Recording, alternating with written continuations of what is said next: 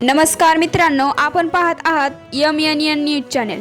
आज आपण अशा एका प्रकरणाबद्दल बोलणार आहोत ज्याने संपूर्ण महाराष्ट्राचे लक्ष वेधून घेतले आहे।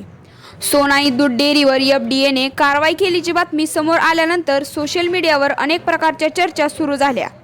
काही लोकांनी ही बातमी अतिशयोक्तीने सांगितली तर काहींनी कोणत्याही पडताळणी न करता अनेक दावे केले। पण या व्हिडिओमध्ये आम्ही कोणतीही अफवा किंवा अंदाज सांगणार नाही, फक्त उपलब्ध अधिकृत माहितीनुसार काय घडलं, FDA ने काय केलं आणि याचा ग्राहकांवर काय परिणाम होऊ शकतो हे समजून घेऊ। म्हणून हा व्हिडिओ शेवटपर्यंत नक्की पहा।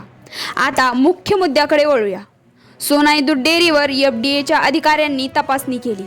तपासणी दरम्यान अधिकाऱ्यांनी आवश्यक नमुने घेतले आणि उत्पादन प्रक्रियेची पाहणी केली।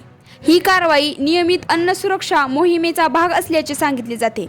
येथे एक महत्त्वाची गोष्ट लक्षात घ्या, FDA ने तपासणी केली म्हणजे कंपनी दोषी ठरली असा अर्थ अजिबात होत नाही।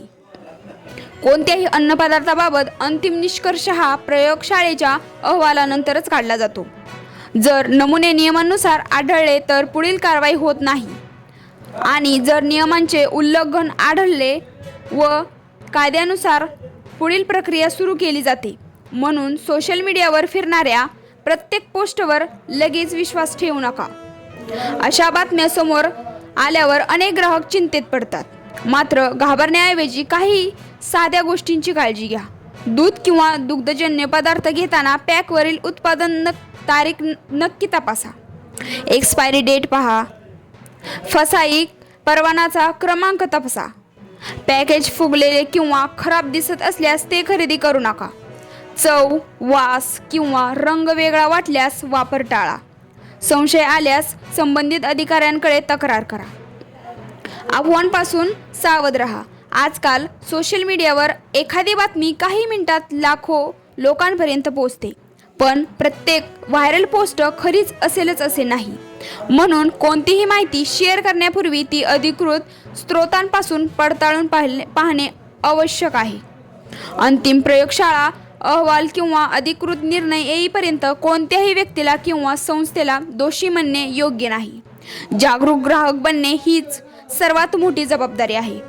तर मित्रांनो, सोनाई दूध डेअरीवर FDA ने तपासणी आणि कारवाई केली आहे।